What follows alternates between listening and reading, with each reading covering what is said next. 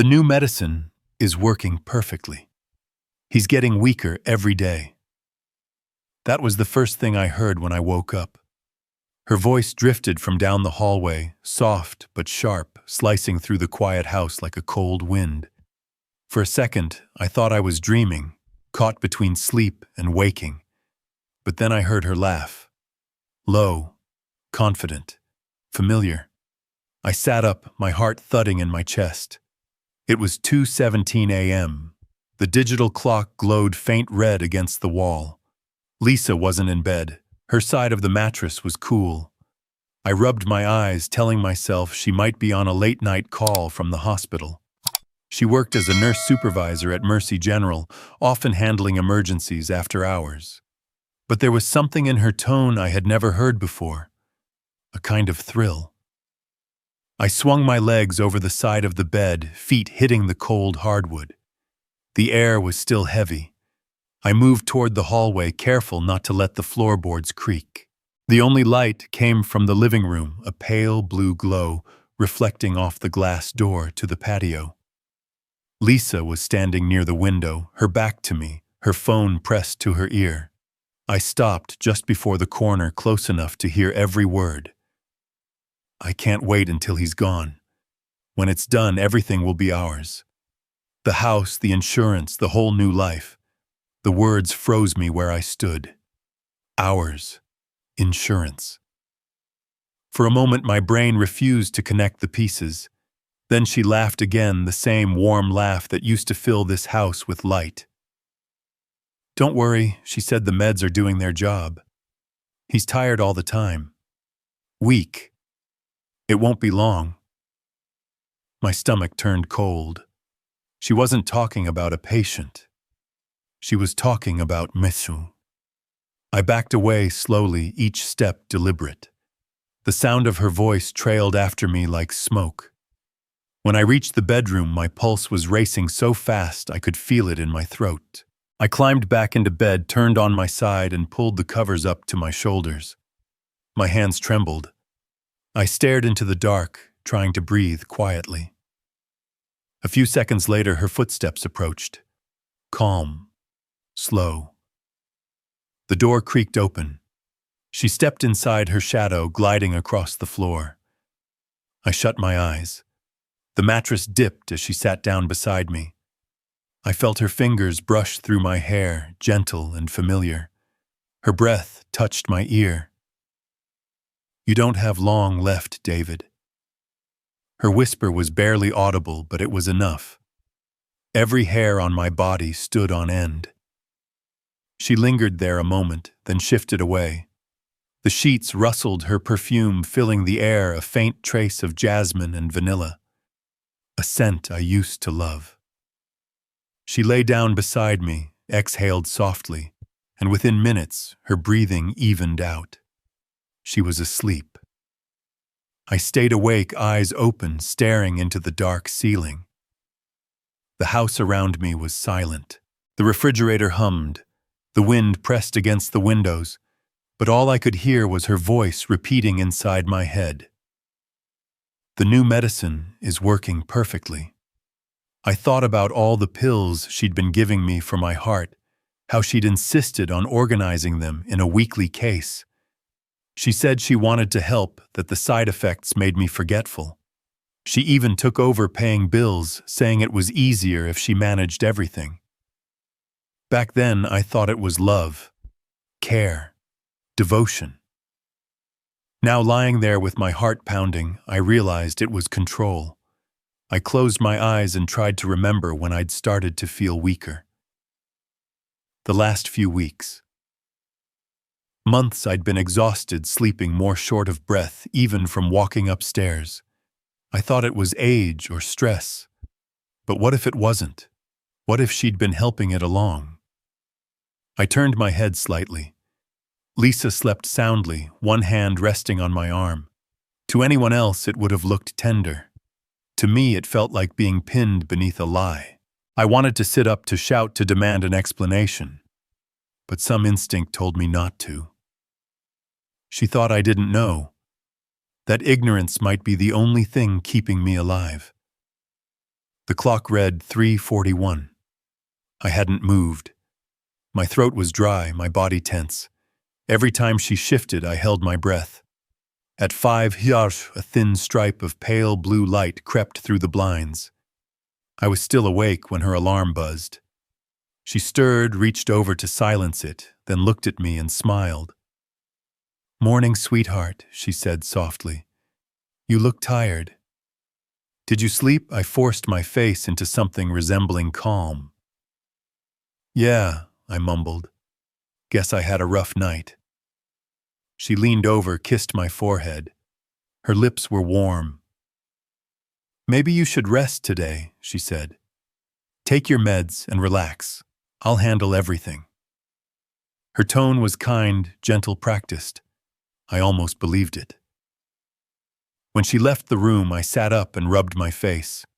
The pills were waiting on the nightstand in their neat little box labeled Monday. I picked them up and turned them in my hand. They looked normal, tiny white tablets. Maybe they were. Maybe they weren't. I slipped them into my pocket. The smell of coffee drifted from the kitchen. I could hear her humming the same song she always hummed when she was happy. I looked around our bedroom, the photos on the wall, the folded laundry, the framed picture from our wedding day. Her smile in that picture used to feel like home. Now it looked like a stranger's face. I walked to the bathroom, splashed cold water on my face, stared into the mirror. The man looking back at me looked older than 54, pale, hollow-eyed, frightened. For the first time in my life, I didn't recognize myself. I thought of all the moments I'd brushed off, the times she told me not to drive because I seemed dizzy, the times she took my credit card to pay bills, the subtle way she'd started locking her phone whenever I walked by. Pieces that once seemed harmless now fit together perfectly. By the time she called from the kitchen, breakfast ready, I already knew this wasn't going to end with a conversation.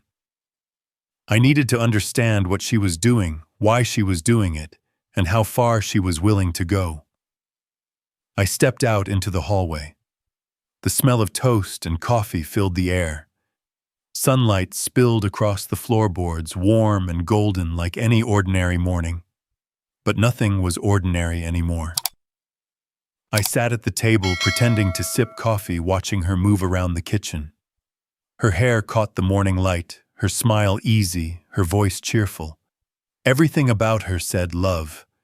Every word I'd heard last night said murder. She looked up at me and smiled.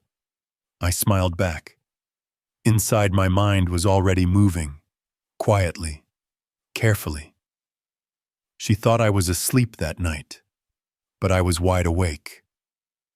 Coffee drifted in from the kitchen, that rich smell that used to mean comfort, and now felt like a trick. Lisa moved around the island, with the same easy rhythm, opening cabinets, humming under her breath, the same soft melody she always hummed when she wanted the house to feel safe. She glanced up as I walked in and asked if I had slept well. She set a mug in front of me and told me I should take it slow today, and that she would handle the rest. While she buttered toast and asked about nothing in particular, my mind slipped away to the day we married. I remembered the way she held my hand and told me that we would build something simple and good. I believed I had been lucky, that after a hard ending, I had earned a kind beginning. Then Noah came in 2017, small and fierce, a cry that filled every room. Lisa swaddled him like she did everything else, efficient and gentle, a nurse who could hold joy and precision in the same motion. The heart trouble never went away. I stayed at TrueVolt Systems longer than I should have, chasing deadlines and pretending energy I did not have until the morning. I scared myself climbing the office stairs. Lisa said we could manage on one income, and she said it with such certainty that I believed her. She took over the bills when my medication list grew. She told me the pills might make me forgetful, and that it would be easier if she handled everything. She started using my card for groceries, and then for utilities, and then for the mortgage. She asked me to sign a few things on the counter, while dinner simmered and Noah colored at the table. I signed because it was easy and because trust can become a habit when you are tired enough. She sat across from me and asked about my day, then answered for me, saying she would pick up a late shift at Mercy General and that I should nap in the afternoon. When there was a pause, I asked if we could look at the bank statements together. Just curiosity, I said, wanting to feel on top of things again. She said there was nothing for me to worry about, that she had everything on autopay, that the accounts were in good shape, and that she only wanted to protect me from stress. Something in that smile was new. Noah padded in wearing superhero pajamas, hair sticking up, eyes heavy. He climbed into my lap and leaned his head on my chest. He asked if we could make pancakes on Saturday like we used to. I told him we could. Lisa ruffled his hair and said she might have a shift then, but she would try to be here in the morning. I watched the way his eyes flicked to her and then back to me, measuring promises the way kids do without knowing they are doing it. After breakfast, she cleaned as if she were late for something quick and efficient, bowls into the sink counters wiped in tight circles. She moved like a person who had rehearsed this scene. I stood, carried my cup to the sink, and told her I would take a shower. In the hallway mirror, my reflection looked a little steadier than it had last night. Fear had not left, but it had a companion now, a thin line of resolve that surprised me. Under the hot water, my thoughts lined up. The call in the night, the new medicine, the words about the house and the insurance, the years of letting her handle what I was too tired to monitor. I remembered the first time she told me to let her drive because I looked dizzy. I remembered the first time she suggested I leave my wallet at home so I would not misplace it. Each moment was small enough to overlook alone. Together, they formed a map. I dried off slowly and dressed hands steadying as muscle memory took over. When I walked back into the bedroom, the neat weekly pill case sat on the nightstand. Monday was empty. Tuesday waited. I opened the top and studied the tablets. A white oval, a small round, another white oval. I turned the case over and read the labels.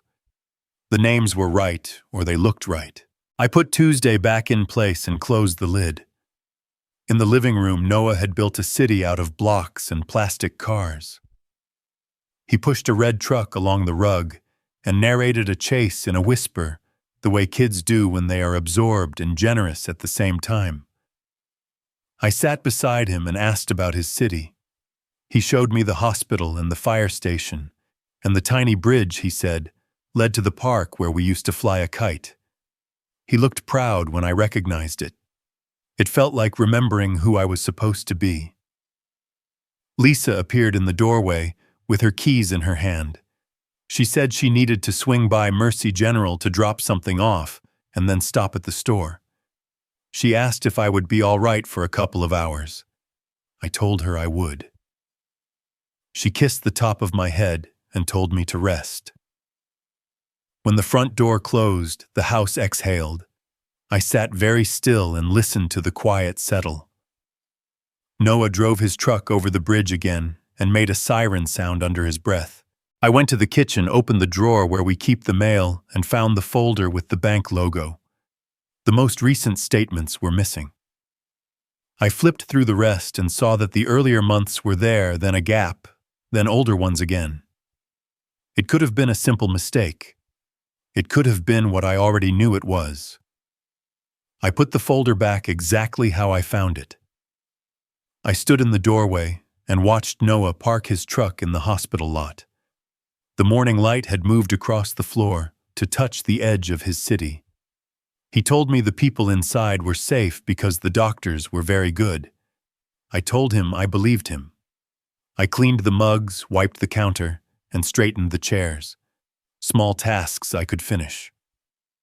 The ordinary has a way of keeping panic from flowering into something that wrecks the whole day. I wrote a short list on a notepad to pretend I still controlled something. Walk with Noah after lunch. Call TrueVolt Benefits Office to confirm my coverage. Look at pill bottles again. Nothing on the list mentioned what mattered most. Stay alive.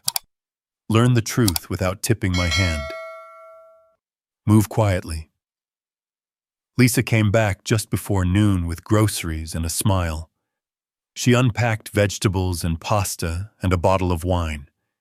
She said the line at the pharmacy had been long and laughed as if that were the worst thing that had happened to anyone today.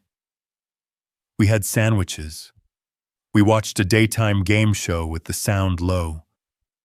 She leaned into me on the couch and whispered that we should take a nap together later.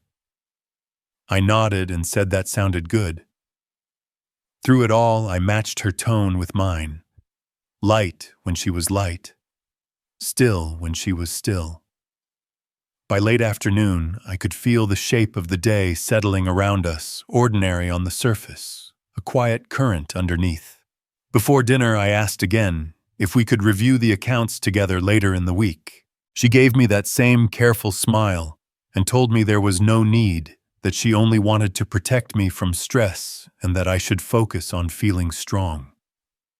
She touched my face with the back of her fingers, the way she used to when I had a fever. It should have calmed me.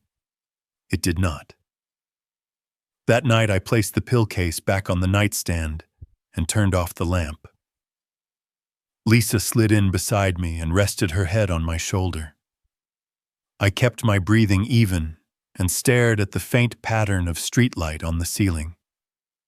Outside, a train sounded far off, the low rumble carrying across the neighborhood. I tried to picture the tracks the way they cut a clean line through the city, a way out and a way in. Sleep did not come quickly, but when it did, it was thin and watchful, the kind you can step out of at the slightest sound. I let it take me just enough. In the morning, I would move again. I would smile when she smiled. I would ask one more small question she could not afford to hear. Morning came soft and ordinary. After breakfast, she kissed Noah on the head and told me she might have to cover an evening shift. I nodded and asked what floor. She said telemetry. That week turned into 2, then 3. Lisa slipped on her blue scrubs after dinner, tied her hair back, and slid her phone into her pocket. She hugged Noah, told him to read 2 chapters, and reminded me about my evening pills. I stood by the sink, listening to the sound of her car fade. Then I stacked the plates, wiped the counter, and breathed through a slow count of 20. On a Wednesday night, Noah and I sat on the rug, building a fort out of chairs and blankets. He called it the mountain house and said we had to keep our voices low because bears could hear everything. He whispered that the bears were afraid of flashlights, so we needed to stay brave and save the batteries. When we finished, he crawled into the shadows and patted the floor for me to follow. I did. He rested his head on my shoulder and asked if Mom was helping babies at the hospital. He was quiet for a few seconds, then he said that Mom laughed a lot when she talked to a man named Mark on the phone. He said he heard her in the car once when she was picking him up from school, and she said the word Houston, and she laughed the way she laughs when she thinks a joke is too good to waste. He asked who Mark was. I told him I was not sure. He said Mom told him Mark was a friend from before, and that he should not repeat everything he hears because it makes adults tired. I felt the fort sag a little between the chairs. I told him he had done a good job on the mountain house and that bears could not get us here. He smiled and whispered that he would keep an eye out, just in case, which is what he says. When he wants me to know, he understands more than I want him to. When Lisa came home near sunrise, she smelled like coffee and disinfectant and the faint sweetness of a hallway where someone once kept a vase of flowers. I asked how telemetry had been.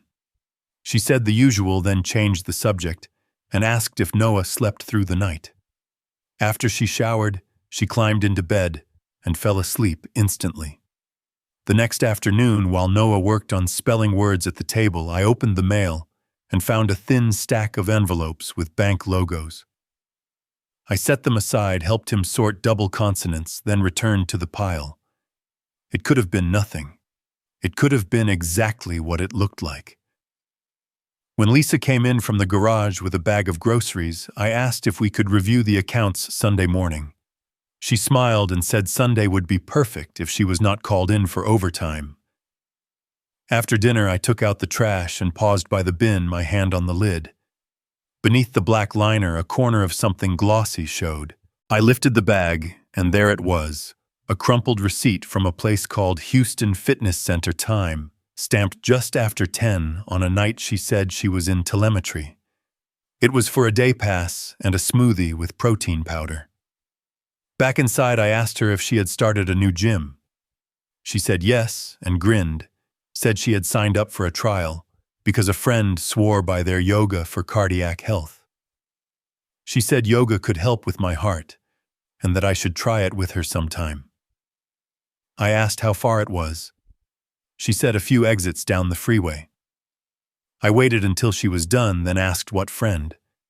She said a nurse from night shift. I nodded and told her it sounded smart. That Friday, she left again just after 8. When he was in bed, I walked the house. I checked the locks, then stood by the living room window and watched the street. I waited for nothing in particular, willing the hours forward. Just past 11, my phone buzzed with a spam alert. I silenced it and put it back on the table. A second later, a thinner sound chimed from the kitchen counter, not mine. I turned my head.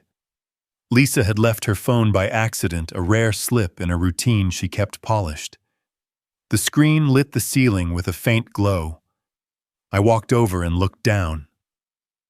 A message preview filled the lock screen. Missed you last night. I stood very still. Another message arrived a moment later. Could use your laugh. The name on the screen was Mark. I did not touch the phone. I waited and watched the messages stack until the screen timed out. Then I stepped away, as if the table might burn me. I turned off the kitchen light and sat in the dark at the dining table, hands clasped, to keep them from shaking. My mind ran through the pieces. A gym in a city she did not need to visit. A man with a name our kid heard. A slate of night shifts that multiplied in a month, when Mercy General claimed they were fully staffed in the newsletters they sent to community donors. When the garage door groaned at 1:30, I stood and tried to arrange my face into something plain. Lisa walked in with a small paper bag. She said she brought a muffin for Noah because the cafeteria had extras. She saw her phone, reached for it, and thumbed the screen. The blue light painted her features flat for a second. Her expression did not change. She set the phone down and smiled at me. Long night. I asked the smallest question I could ask, and still have it mean what it needed to mean. She said the longest. Then she stepped close and kissed my cheek, and said I looked worn out. I asked if she still wanted to try the yoga class together this weekend. Her eyes flicked a slim movement. Then she laughed and said, of course, if I felt up to it. She picked up her phone again and quickly tapped. The screen went dark. She dropped the phone into her tote and said she was going to shower. When the water started, I opened the tote by an inch and looked down. All I saw was a folded sweater and a badge and a small zip pouch. I closed it and stepped back.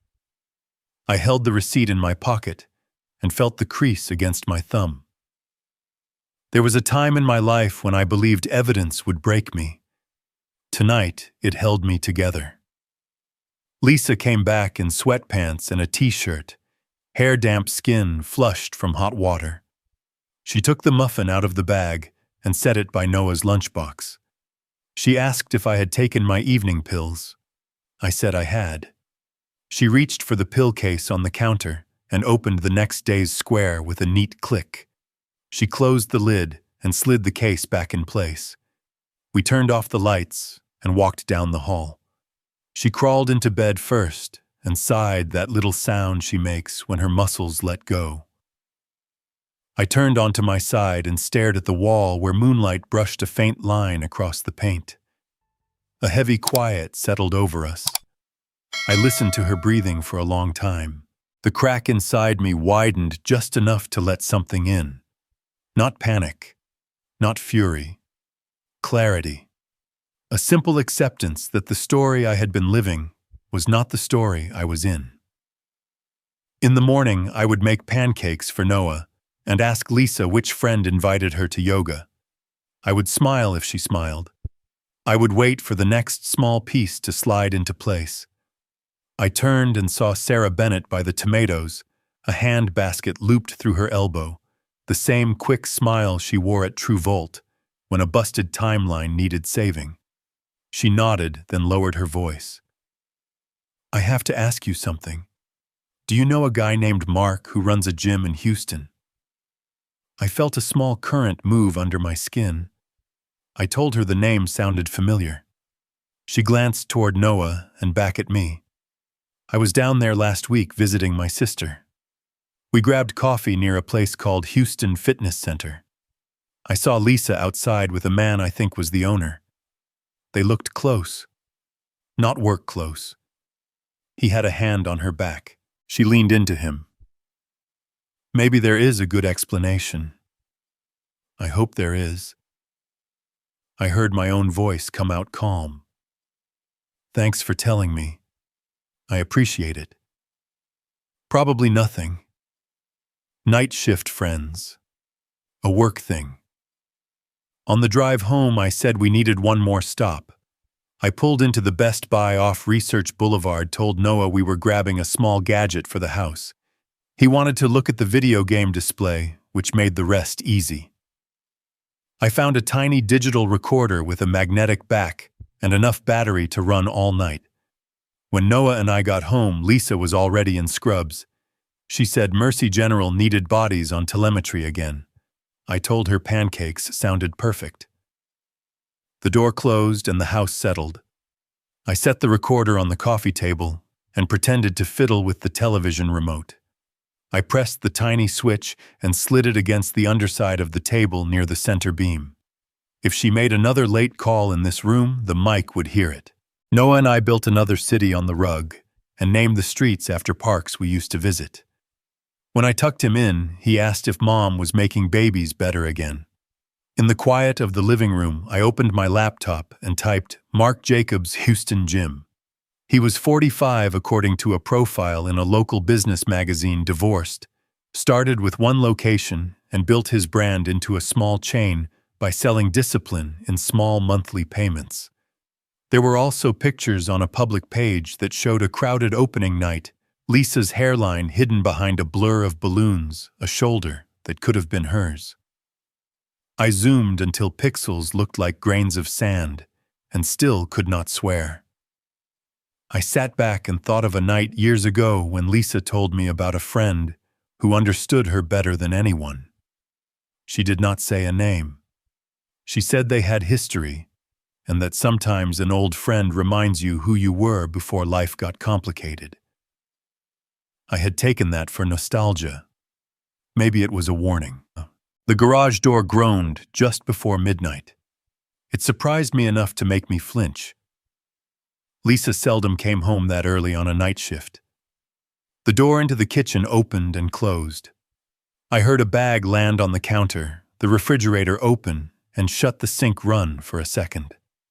I stayed in the hallway for a few beats, then stepped into the light. She smiled like she was relieved to see me awake. "Slow night," she said. "The census dropped and they called in too many nurses, so they cut us loose. Lucky break." She saw the laptop still open and asked if I was shopping for anything fun. I said I had been reading the news and that I might take Noah to the park in the morning. She said he would love that.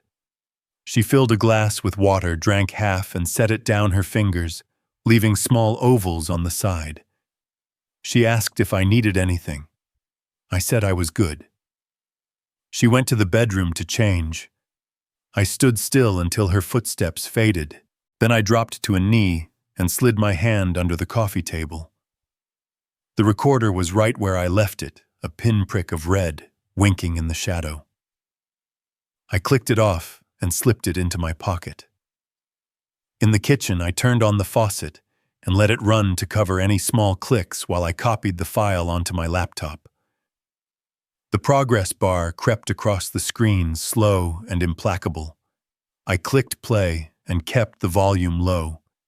At first, all I heard was the soft thrum of the air conditioner and the quiet clock tick, the domestic soundtrack of a life that could pass for happy. Then the room on the recording shifted. Her voice.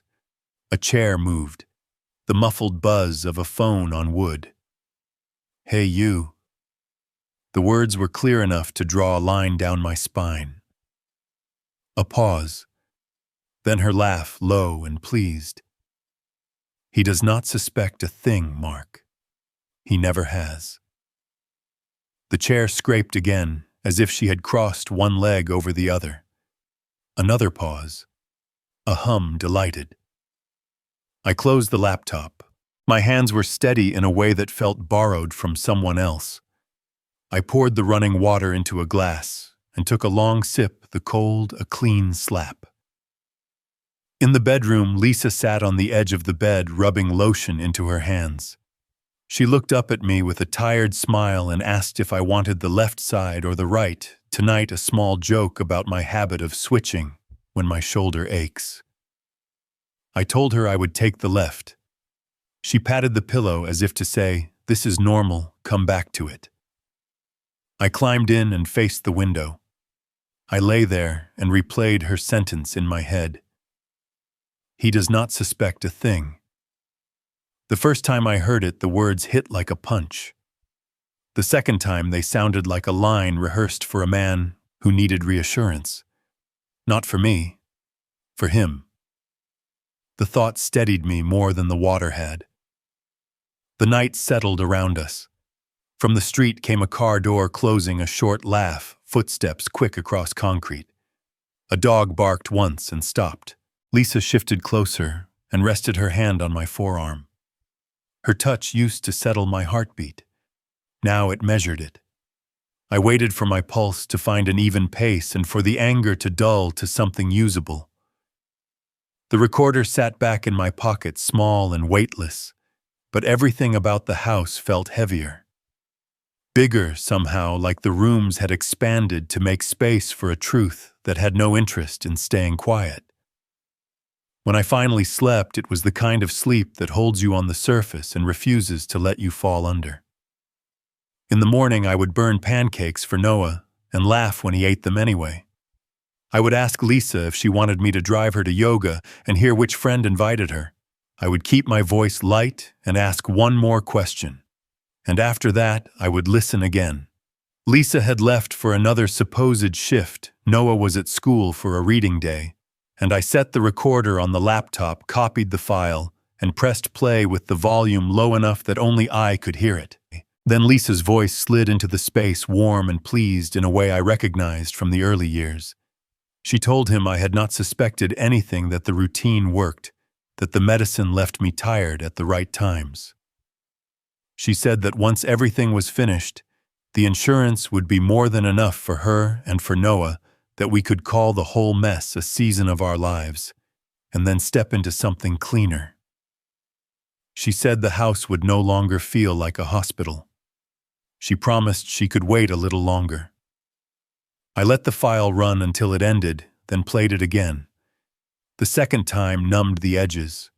The third time sharpened them. When it was over, I closed the laptop and sat in stillness. I picked up Noah at 3:15, told him we could stop for a chocolate milk if he finished his spelling sheet in the car. We came home to a sky that looked like it could rain. I boiled pasta, cut apples, and watched the minutes slide toward dark. After dinner, his cough worsened. It had been a small, nagging thing for 2 days, the kind you brush off with water and a humidifier. But that night, it sounded rougher. He tugged his ear and said it hurt. I called the after-hours clinic, and they had a slot in 20 minutes. so I buckled him into the car and drove. The nurse practitioner said it looked like an infection and wrote a prescription for an antibiotic. The first dose went down with water and a grimace. 20 minutes later, a fine red rash rose across his chest like a fast sunset, and heat came off his skin. I felt his forehead and did not need a thermometer to tell me the number had jumped. I called the clinic back, and the nurse told me to the emergency department at Dell Children's, that it sounded like a drug reaction, and that he needed to be seen immediately. I told Noah we were going on an adventure and carried him to the car. He rested his head against my shoulder and said in a small voice that he did not like adventures in the dark. A pediatrician with tired eyes and kind hands examined the rash and said it looked like a significant reaction, that they would monitor his airway and heart rate and give him medicine to settle the hives. I stood by the rail and breathed when he breathed. Lisa did not answer my first call. I told her we were at Dell Children's and that Noah had a reaction. I read the words and waited for the door to open. It did not. The doctor returned, listened to his lungs again, said he was responding, that we would likely be discharged with strict instructions and a different antibiotic to fill tomorrow. Noah stuck the bear on my shirt and told me the bear was brave for both of us. We left after midnight with paperwork and a warning to watch him closely. Noah fell asleep in the car on the way home. I stood there longer than I needed to. When I closed his door, the house felt both too big and too small at once. In the kitchen, I opened the cabinet where we kept medicines. I turned each one to read the labels. The bottle with my heart medication wore a pharmacy label with our address. The right drug name, the correct dosage. The imprint on the pills looked right. Something still felt off. The bottle itself was not the amber from our usual pharmacy. It was a clear white that looked like mail order. Maybe Lisa had switched to a mail service. Maybe this was nothing. I checked the trash for the delivery insert and found none. On the shelf behind the bottles sat the small weekly case. I lifted Monday's empty compartment and stared at the outline where pills had left a chalky shadow. I put it down and looked for the folder that held our medical receipts. It was where it always was, in the drawer by the refrigerator, organized too neatly to argue with. I began to understand how deep a person can bury something in plain sight. I moved to the hallway and opened the file cabinet. The insurance folder sat between taxes and utilities, fat with copies and confirmations. I pulled it out, carried it to the table, and flipped through to the section on beneficiaries. There was a letter from Lone Star Mutual printed on pale blue paper confirming a change received 6 weeks ago. It named Lisa as the sole primary beneficiary on my life policy and listed the amount with a rider I had not seen before. There was a copy of a form with my name typed neatly and a signature that looked like mine to anyone who did not live inside my hand. A sticky note clipped to the back had a reminder in Lisa's script about calling to verify a small check mark beside it. I set the paper flat and let the kitchen clock tick 3 times. The room seemed to tilt. I had always assumed she was already the beneficiary. Many husbands list their wives. What held me were the dates and the rider and the neatness of that signature on a form I could not remember signing. I slid the documents back into the folder and returned it to the cabinet, exactly where I found it. I washed my hands in the sink, watched the soap lather like I could scrub off the feeling that had settled in my skin. When the water ran clear, I turned it off and listened to the house.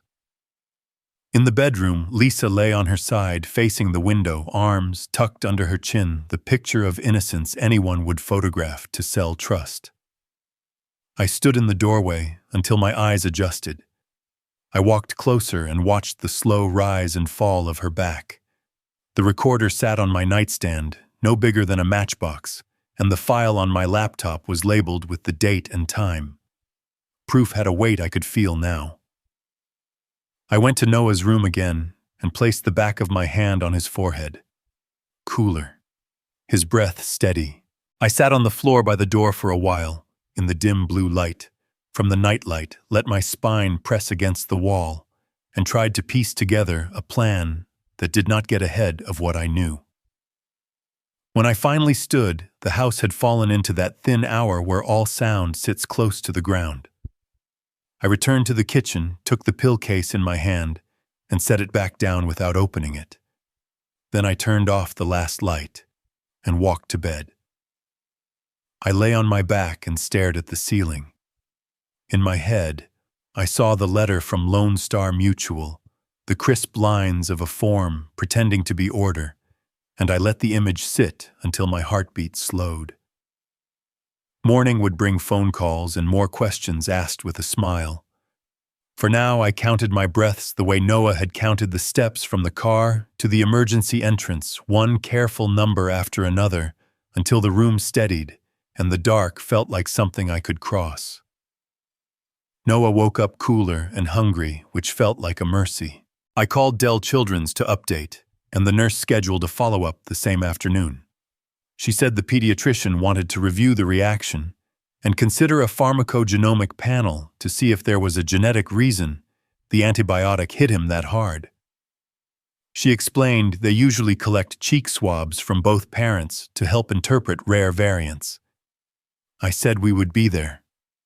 Lisa came into the kitchen with her hair damp and her badge in her tote.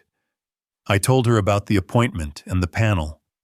She said that was standard, and that we would do whatever the doctor recommended. The pediatrician stepped in with a genetics counselor and went through the plan. They explained that some kids carry variants that change how drugs are processed, and that if they tested all three of us, they could read the data more clearly. Noah was brave in the ridiculous way kids are brave. It did not taste like marshmallows. He grimaced and then grinned, proud of his courage even while making a face. Lisa took her swab without comment.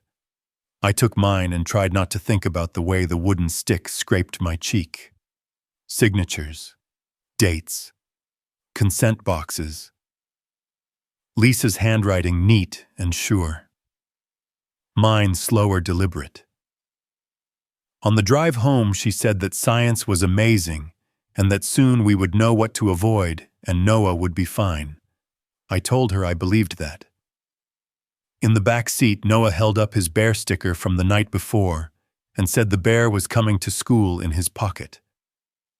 I filled the days with small tasks. I took Noah to school and watched him run toward the door with his backpack bouncing. I cooked simple meals and pretended to lose at board games. Lisa's schedule continued to tilt toward nights. She said telemetry had been a circus. 3 weeks later, we returned to the clinic. The genetics counselor had a folder and a face that was doing its best to be neutral.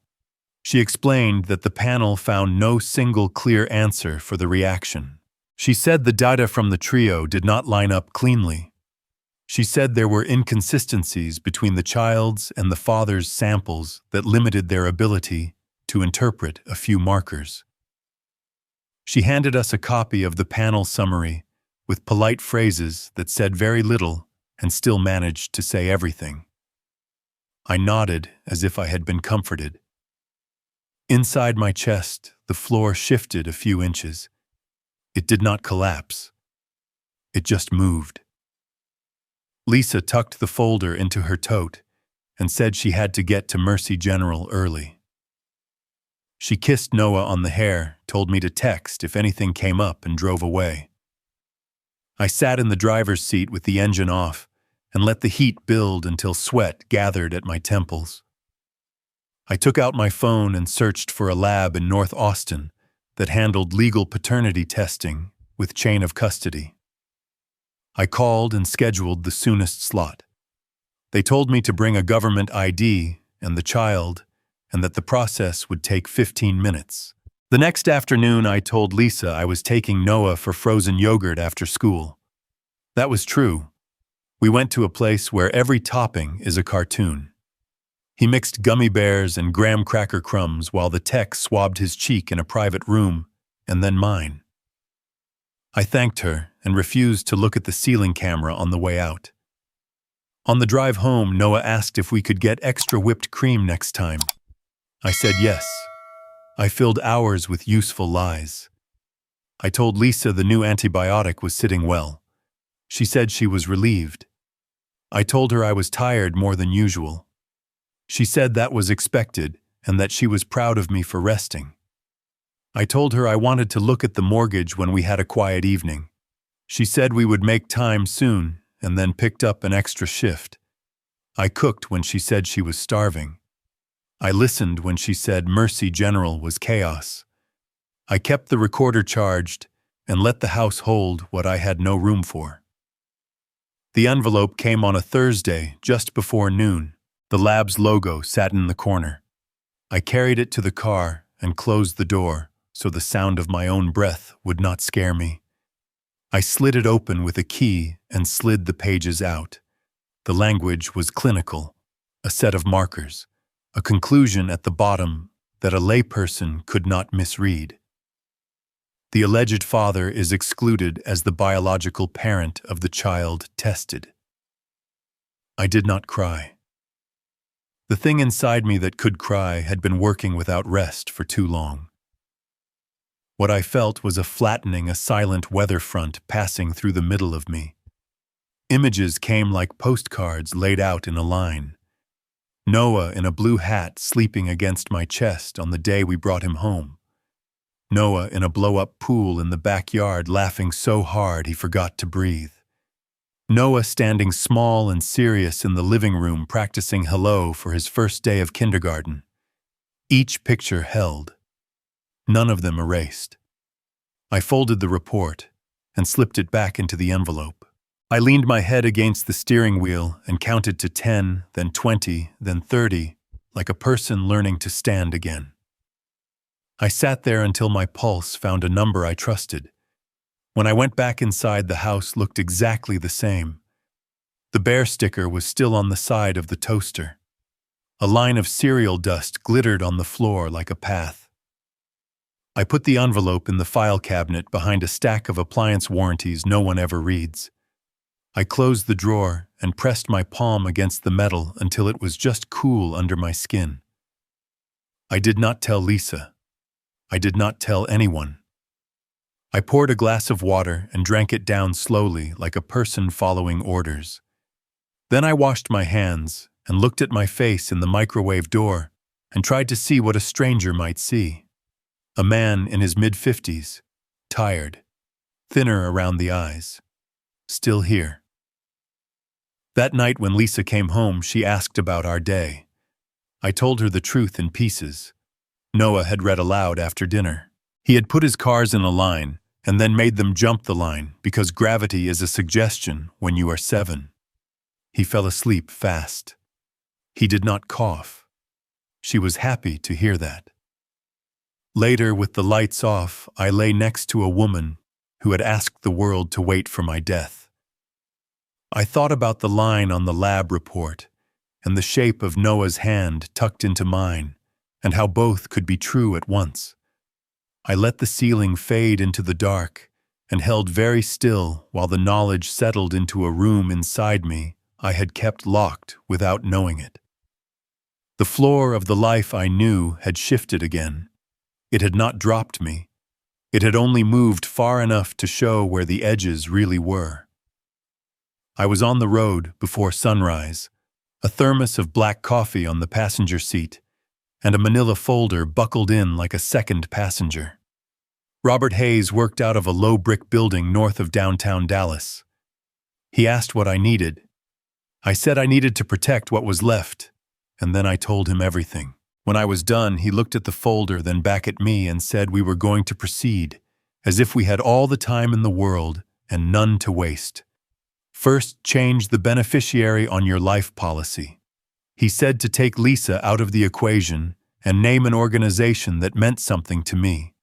I said there was a heart foundation in Texas named in honor of my mother. Second, retitle the house. A living trust in my name, a simple instrument with a neutral successor trustee and clear instructions. I would keep the originals in a safe place that did not share a roof with Lisa. Third, change every password and move anything financial to accounts she could not see. Bank credit cards, health portal utilities, even the cloud where family photos live. Fourth, gather evidence and store it off-site. He said Texas allows recording with one-party consent. He said yes, the files would help if we needed them, and even if the court never saw them, truth has its own uses. There is one more thing, he said. Do not tell her what you know. Keep your face still. Let her underestimate you. It is the only free advantage you have. I said I could do that. He looked at me closely. He said, I would need to act, not react. I told him about the panel at Dell Children's and the letter from the paternity lab. He did not flinch. He said to keep both safe and separate from the house. He laid a clean white envelope on the table and slid it toward me. We made the first calls from his office.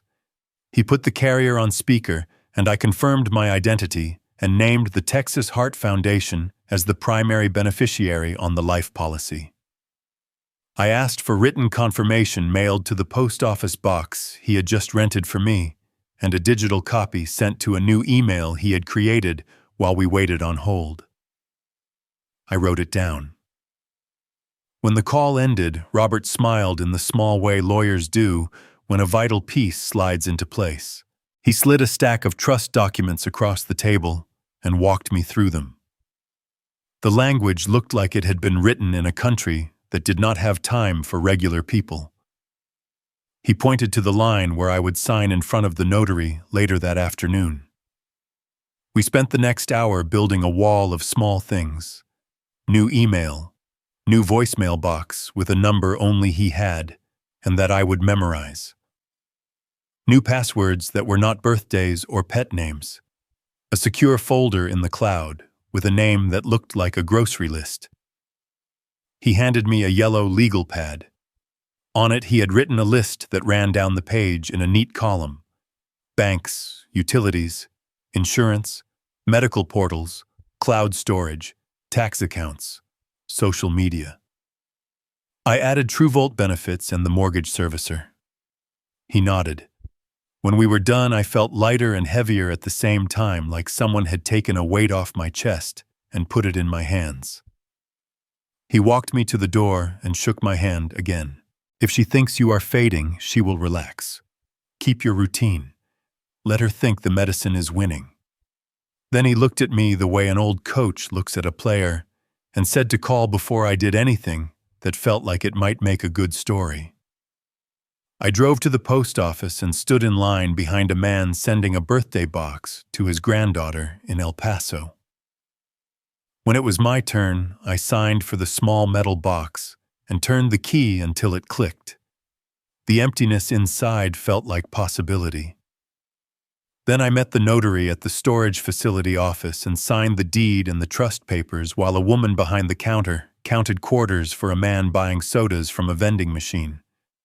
In the car, I looked at the clock and realized I had time for one more call before I drove back.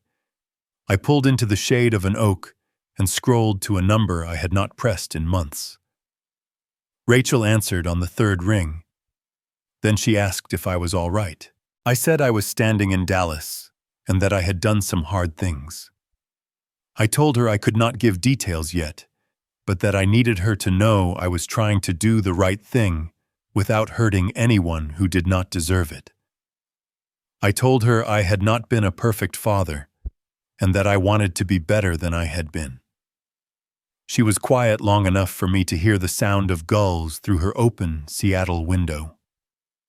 Then she said that when she was younger, she had been angry at me for leaving her mother, that everything had felt like a wound I had made on purpose. She said time and distance had complicated that story. She said she did not know everything and did not need to. She said she believed I was trying. She said that was enough for today. I pressed my eyes shut and let the words settle. I told her I was proud of her.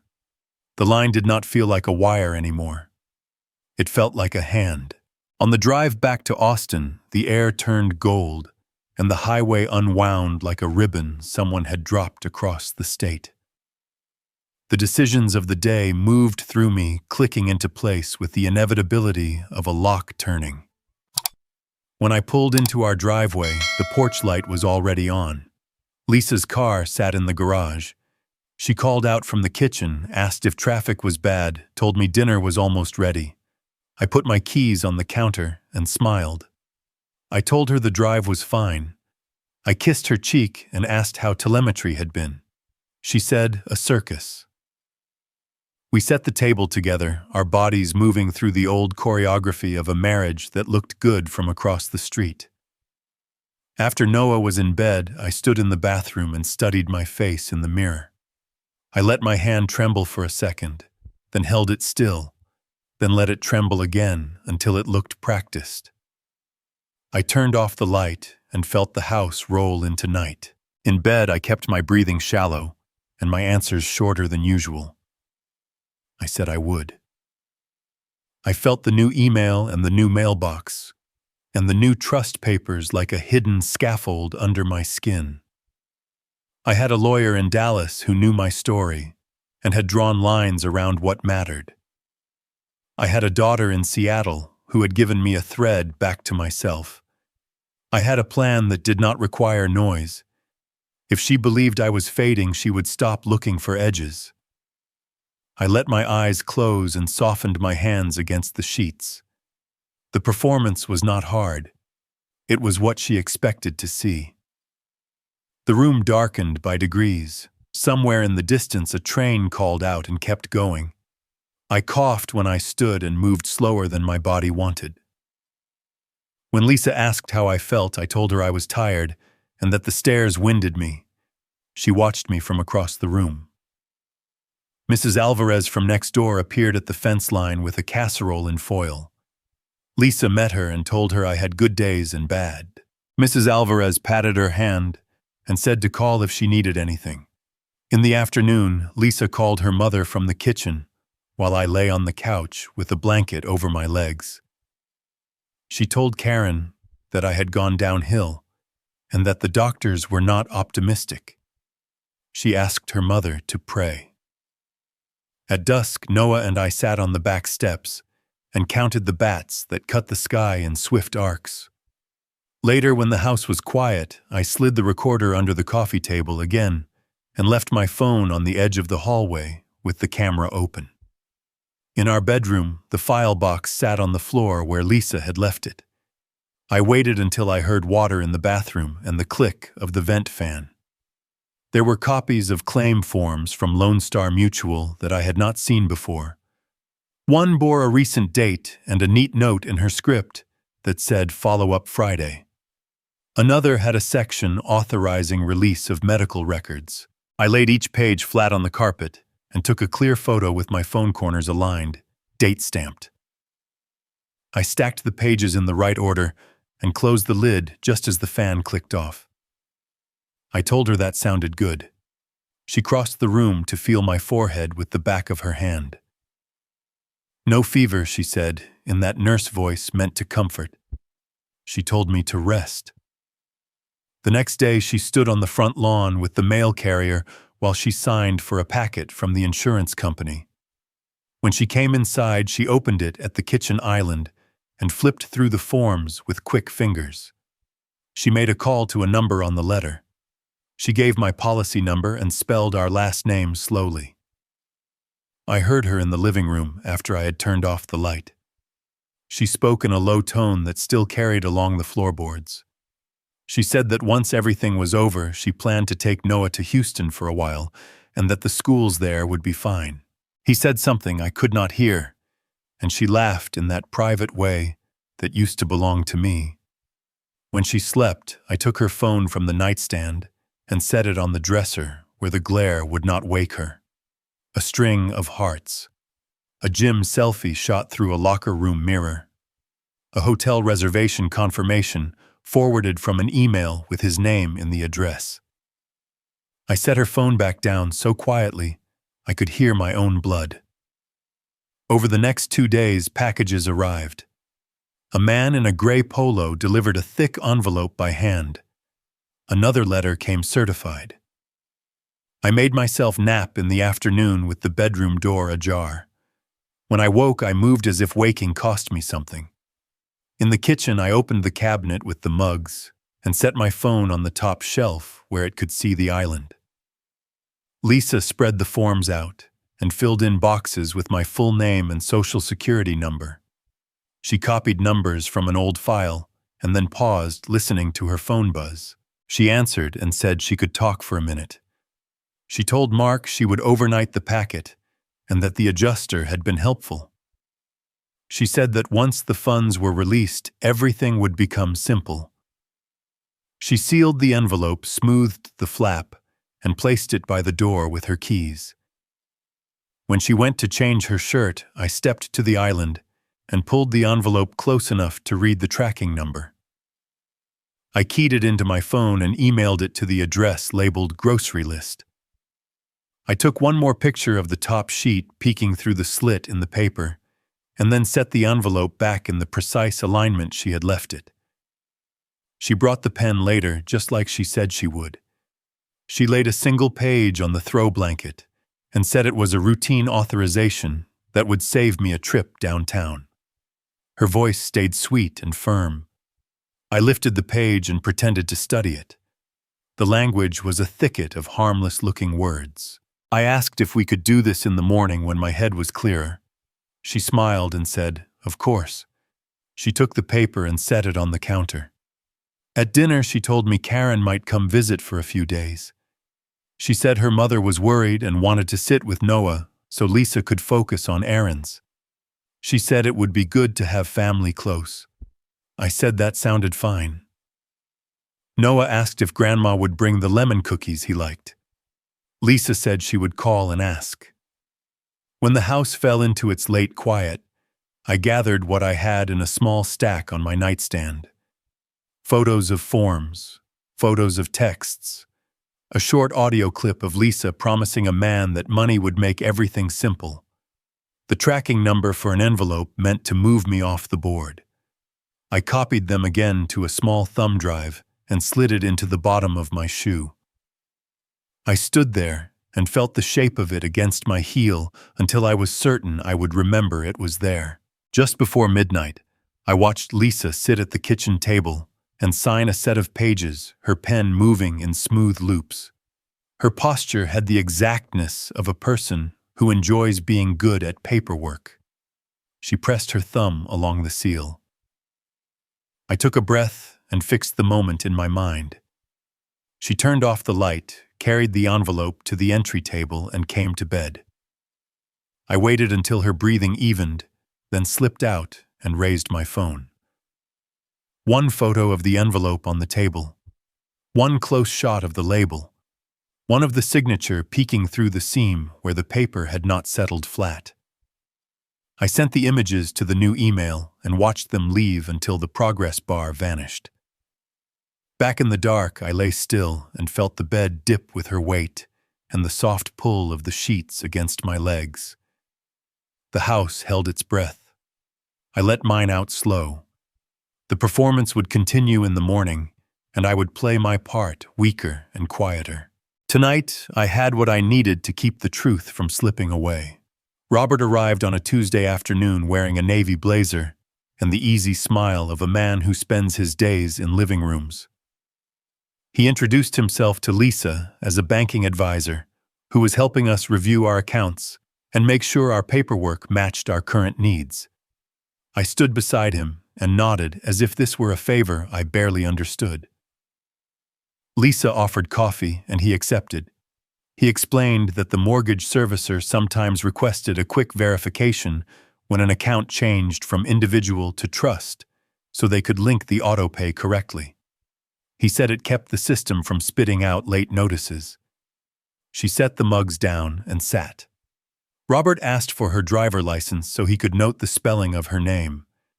He copied it onto a line that did not require her signature. Then he turned to me and asked me to initial a couple of boxes, confirming that I was the grantor of the trust and that the mailing address for notices had changed.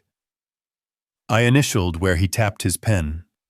Nothing we signed that afternoon gave her control or took it. Everything we signed made sure the trust held like rebar under concrete. He asked Noah about school and listened while he described a science project about clouds. When Lisa mentioned Mercy, General Robert said his sister had been a nurse for 30 years and that he trusted nurses more than doctors. She smiled at that. It meant he had become harmless in her mind. When the last page was complete, Robert stacked the papers in order and slid them into his portfolio. He shook Lisa's hand and thanked her for the coffee and said we were in good shape. Then he shook mine and said in a voice only I could hear that he would file everything by morning and email the confirmations to the new account. An hour later, my phone buzzed with an email from Sarah Bennett. She wrote that she hoped I was well and that something odd had crossed her desk at TrueVolt. The security team had flagged my retirement request from months back as part of a routine audit. The form had been submitted from an address in Houston, and the device fingerprint did not match any machine assigned to me. The team asked if I had used a public computer. She wrote that she told them she did not think I would, and she thought I should know. She attached a PDF of the header log and the timestamp. She said to tell her if I needed anything else. The hour matched a night Lisa had claimed a double shift. I forwarded the email to the secure account Robert had set up and saved the attachments to the folder with the boring name. Retirement request submitted from Houston IP. Device unknown. I felt a small quiet in my chest as the line joined the others. One more piece fitting exactly where it belonged. That evening, Lisa said she might crash early. She rubbed her neck and said telemetry had eaten her alive. I told her to rest and I made pasta for Noah and me. After dishes, I took out the box from the closet and sat at the dining table with the slow patience of a man sorting old letters. The audio files labeled by day. The paternity report folded carefully back into its envelope. The pharmacogenomic summary with its careful language about inconsistencies. The photos of forms and the tracking numbers. The fresh email from Sarah with the device log. I wrote the date on a small card for each stack and slid the cards in like bookmarks. I kept my movements unremarkable. If Lisa walked in, I would look like a man going through tax papers he had put off too long. I returned every item to its hiding place in the exact order it had come out. The cloud held copies. The thumb drive in my shoe held copies. The box held originals and printed pages. My head held the rest. 2 days later, Robert called from his office to say the deed had been recorded, and the trust now sat where it was supposed to sit. He said the insurance beneficiary change had been confirmed in writing to the post office box and the email. He said to expect a hard copy by the end of the week and to text him the tracking number when it arrived. He reminded me to keep taking care of my body and to keep the performance steady. I kept the house quiet. When Lisa told me I should avoid stress, I agreed. When she told me to nap, I slept long enough to convince both of us. When she asked if my chest felt tight, I answered with a careful sometimes. She took another call in the living room late at night and spoke in a measured hush that carried into the hallway. She told Mark she had mailed the packet and that the adjuster promised a quick turnaround once everything cleared. She said the scene would be over soon. She asked him to be patient. I listened from the bedroom doorway, the recorder tucked beneath the coffee table. The file would sit with the others and tell a neat story if anyone ever asked it to. In the spaces between, I set small traps that looked like chores. I called the mortgage servicer from my new number and confirmed they had the certificate of trust on file. I asked for a copy of the confirmation letter to be sent to the post office box. I called the benefits line at TrueVolt and asked them to place a fraud alert on retirement changes and to flag any request not made from the new email. I requested a transcript of account access for the past year. I wrote each representative's name and the time of each call in my log. Lisa brought home flowers one afternoon and set them on the table as if a bouquet could change the color of the truth. She stood back to admire them and put a hand on my shoulder. I complimented the choice and asked if she had checked on that yoga class she wanted me to try. She laughed and said she would call tomorrow. The lie sat between us like a bowl. That night after Noah went to bed, I walked the hallway and stopped at the wall where our wedding photo hung. It showed two people smiling in the October light, the kind of smile you wear when you believe your life is finally catching up to your hope. I stood with my hand on the frame until my heartbeat matched the steadiness of my fingers. Then I lifted it from its nail and carried it to the bedroom. I set the frame on the bed and eased the backing loose. The glass made a soft click against the quilt. I slid the photo out and studied it one last time. Her dress glowed white even in the dim lamplight. My jaw looked less heavy. We stood in front of a courthouse door and looked like a promise. I slipped the photo into a manila envelope and wrote the date on the corner. I placed it in the box with the other records and closed the lid. The empty frame felt strange in my hands. I leaned it against the nightstand for a moment and then set it at the back of the closet behind a stack of winter blankets. The space looked larger than it should have. The room breathed differently without the weight. I sat on the edge of the bed and let the quiet find me. A car eased by outside and then another. Somewhere a dog barked once and stopped. I thought about the party Lisa liked to throw every year for her birthday, about how the neighbors always came and how her mother drank coffee too late and told the same story about Lisa as a toddler singing into a hairbrush. I thought about how easily people believe what they can see and how loud the truth sounds when you finally let it speak for itself. I folded my hands and rested them on my knees. The pieces were where they needed to be. I did not have to force the ending. I only had to keep breathing and let gravity pull. The house filled with voices and the smell of sugar and wine. Balloons bobbed against the ceiling. Lisa moved through the living room in a soft blue dress that matched the napkins she had folded into little fans. Karen stood near the window with a paper plate and the worried patience of a mother who has taught herself to endure good news and bad in the same posture. Mrs. Alvarez patted my hand and said she had asked her sister to pray. When someone asked how I was doing, I said one day at a time, and that seemed to satisfy the script.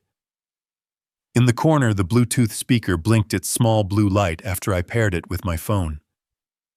Noah stayed in the den with the kids from 2 doors down watching a movie with the volume low. Cake candles waited in the kitchen. Karen began the song, and everyone joined. Lisa made a wish with her eyes closed.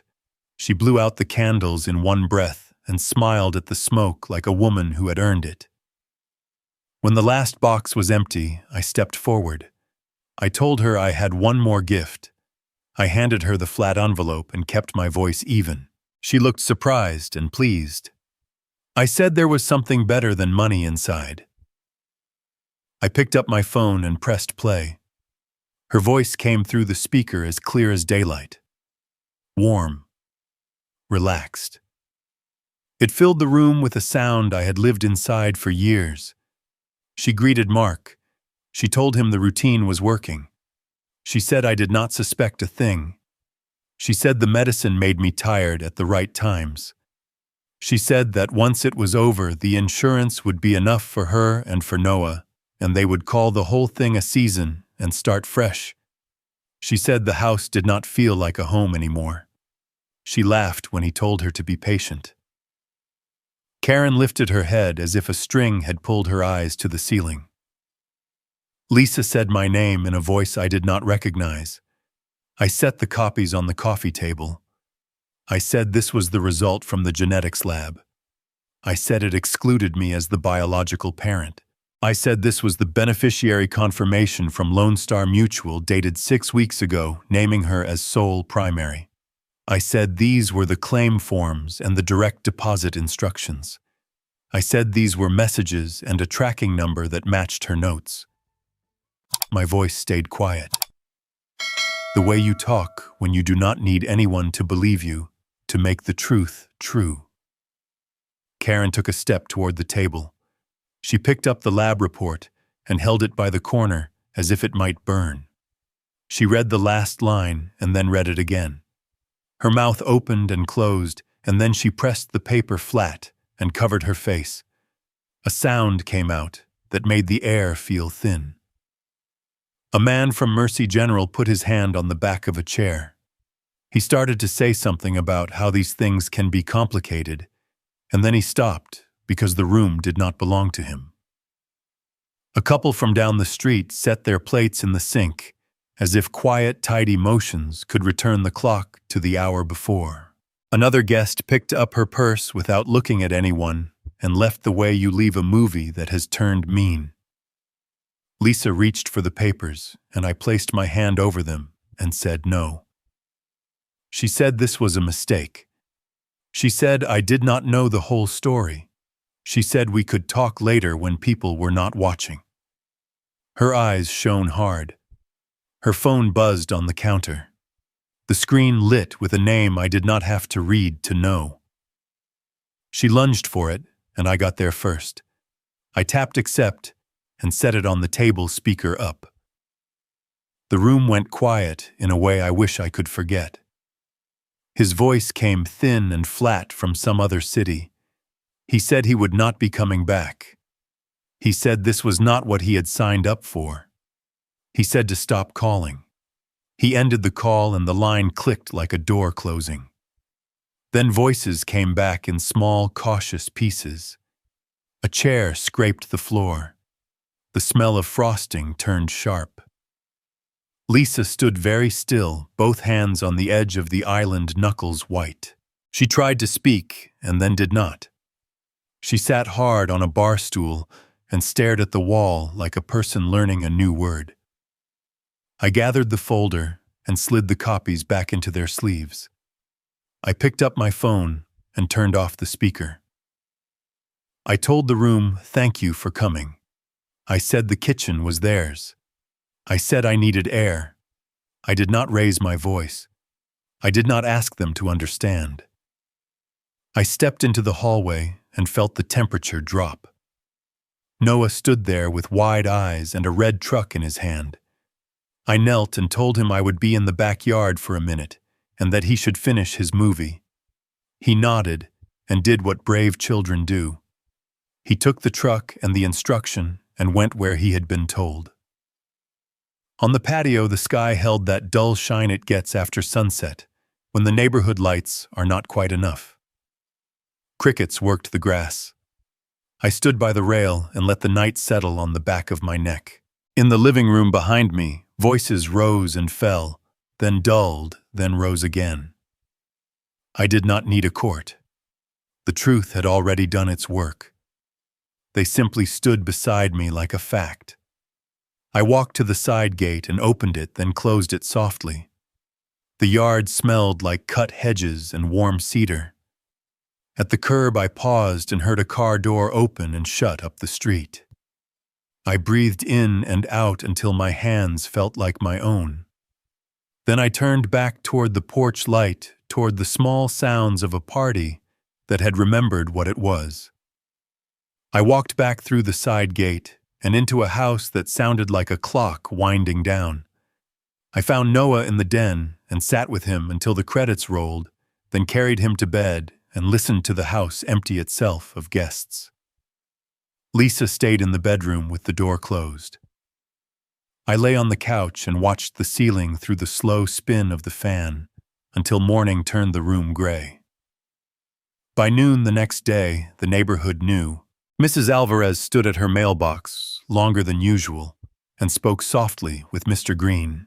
My phone lit up with messages from numbers I recognized and numbers I did not. I did not answer any of them. 2 days later, a number from Mercy General appeared, and a woman from compliance asked if I could come in for a short conversation. I kept my answers simple. She thanked me and said the hospital took record integrity seriously. Later that week, I learned through the same quiet channels that Lisa had been placed on leave, then called to a meeting with HR, and then she was no longer on the schedule. Mark became a rumor almost as quickly. I knew he was gone the morning Lisa sat at the kitchen table with her laptop open and her phone face down. She called a number twice and listened to a recorded message say the mailbox was full.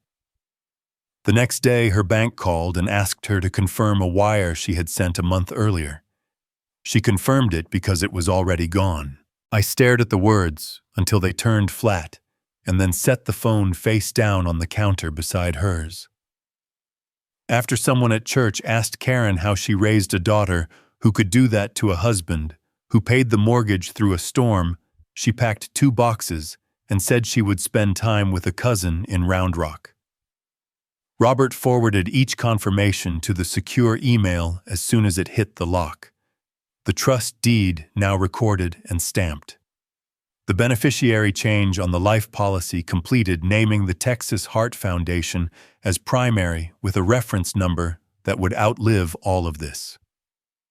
TrueVolt sent an email on company letterhead that looked like forgiveness.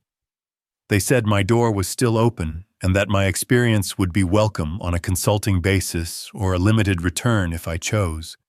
Then I wrote a simple thank you and declined. I told them I was choosing a quiet season. Sometimes that is all a person needs to say. Family court happened inside a week, because urgent matters tend to find a lane. In a wood-paneled room that was colder than necessary, a judge listened to both sides, and a guardian ad litem asked 2 clean questions. Could Lisa provide financially reliable care today, and could she demonstrate a safe plan for housing and school? The judge's answer was short. Temporary managing conservatorship to me, pending review. Standard possession to Lisa. Review set for 3 months or sooner if she could document employment and housing. It was not victory. It was a brace placed where something had cracked. I told Noah we were going to stick to routine and that Grandma would visit later when things settled. We looked under the couch and found his red truck stuck against a sock and a pencil from a restaurant. He said a quiet thanks, as if the truck could hear him. Robert called me the following Tuesday, with a voice that sounded almost light. The insurance company had confirmed the change to the Texas Heart Foundation and logged my request that no telephone updates be accepted without a notarized letter. The amount remained the same, unspent, untouchable for anything personal. You did the right thing, and you did it the right way. I sat on the porch steps after the call and let the Texas heat pool around my ankles. The hospital thanked me for my cooperation and said the review of my chart had identified entries that did not meet documentation standards. Those entries had been corrected and access controls adjusted. Mr. Green waved from his porch. I realized I had not been to the cemetery since spring. The next morning, I put on a clean shirt and drove to the edge of town where the live oaks throw good shade and the roads run slow. My mother's stone was simple.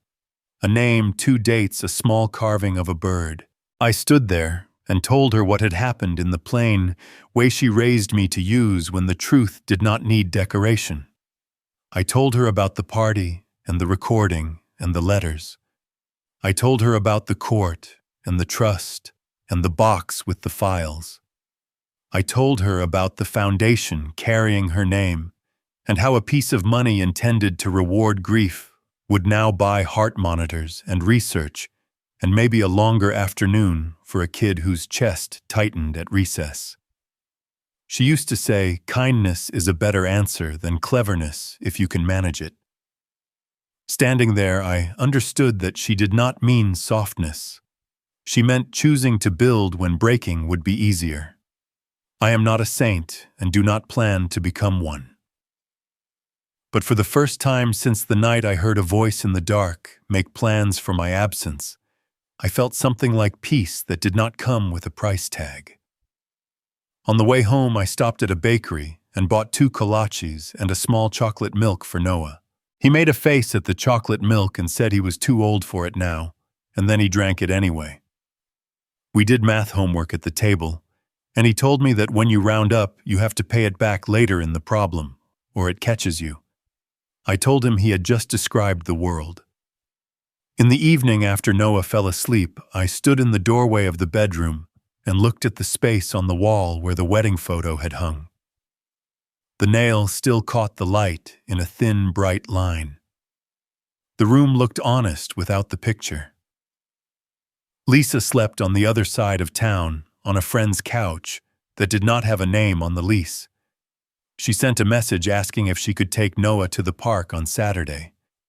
I said yes and sent the time and brought an extra water bottle and a soccer ball without being asked. She showed up on time and left on time and did not cry in front of him.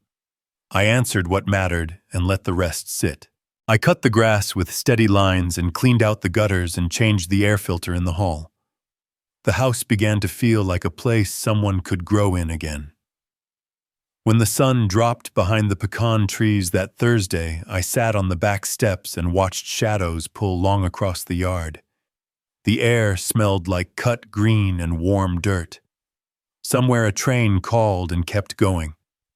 There are days when justice looks like a gavel, and days when it looks like a porch light that stays on because you remembered to replace the bulb. Tonight, it looked like both. A year later, the lake holds the morning like a quiet secret. In the yard, the air smells like cedar and coffee. I mend a loose hinge on the screen door. I set bread to toast in a pan and slice peaches that taste like summer, even when the wind moves cold. Life is a list I can finish now. Sweep the porch, check the line on the dock, pack a simple lunch for the kid who asks when the turtles will climb onto their log like a family meeting. He is 8, going on 40 when he says things like that. Rachel's rental car crunches on the gravel just before noon. She steps out with a weekend bag and a lemon pie she picked up at a place outside Denton because she remembered we all like lemon more than chocolate. I meet her halfway. We do not hug quickly. We stand there for a breath, and then we do. She says the drive was easier than she feared. I tell her the truth. I do better when the day has a simple job and I have a list. We sit on the porch and watch Noah throw a line from the dock. She asks if he knows. I say he knows about love. He knows who packs his lunch and shows up for pickup and checks the monsters in the closet and makes him brush the toothpaste off his chin. The rest can wait for his questions. She tells me she used to be so angry her body felt like a fist. Then she heard what happened. She watched me say no without yelling. She saw me give money to a foundation instead of letting it rot whatever was left. I say I was not patient enough when she was little. I say I was better with projects than with feelings. I say I am sorry, and I mean it. We eat on the porch. Noah tells Rachel a story about a turtle that tried to climb onto a log already full and how the log spun, and the turtle had to learn about timing the hard way. She says that is how cities work too, and winks at me over his head. In the early afternoon, we push the canoe into the water and drift until the cabin shrinks into a square of shadow. Noah holds the net like a tiny general. A heron lifts out of the reeds and flies tight against the shore wings, making a sound like cloth pulled through water. Back at the cabin, we nap because naps are a luxury we can afford. Later, we throw a ball in the strip of yard that pretends to be a field. As the sun settles into the tops of the trees, I light a small fire in the metal ring, and Noah finds 2 sticks long enough to keep our fingers safe.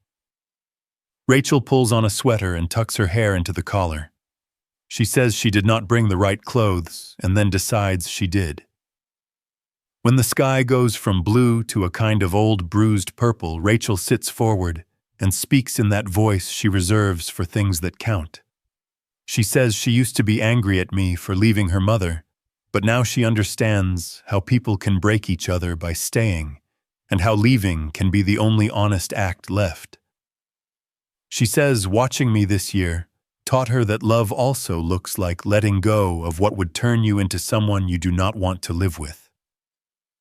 She says I deserve a quiet that is not empty. I do not cry.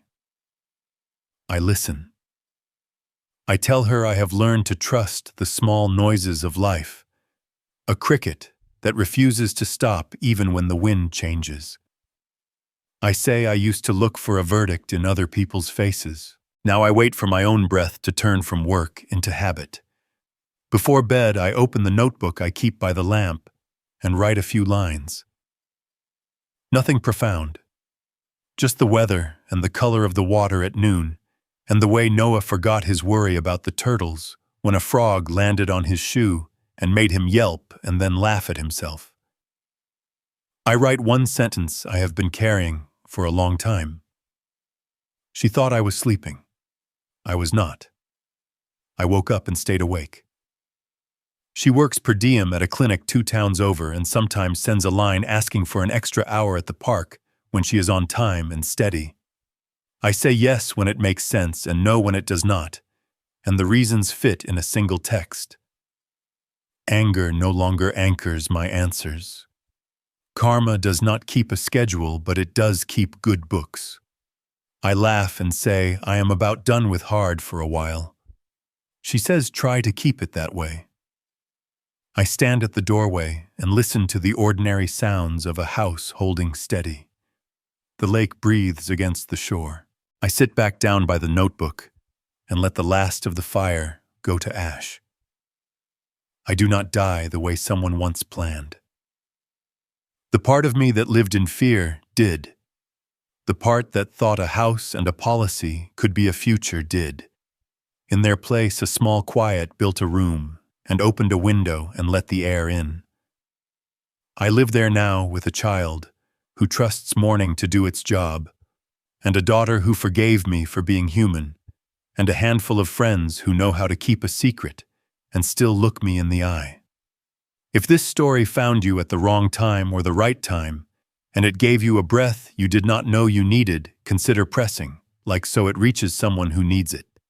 Next, share it with a friend who might be standing in the dark part of their kitchen with a truth they cannot say yet, and subscribe so you do not miss the next piece of light that shows up where you least expect it. If you have been betrayed, do not answer with hate. Let the truth do its work. Let peace be the sentence. It weighs more than revenge and it lasts longer. The lake settles. The porch light warms the steps. The night makes that soft sound a house makes when nobody is pretending. I close the notebook and leave the window cracked so the cold can move through the room. A walk to the point where the cattails thicken and the wind writes its name along the water. And I remember that waking up can be a daily practice and not a single event.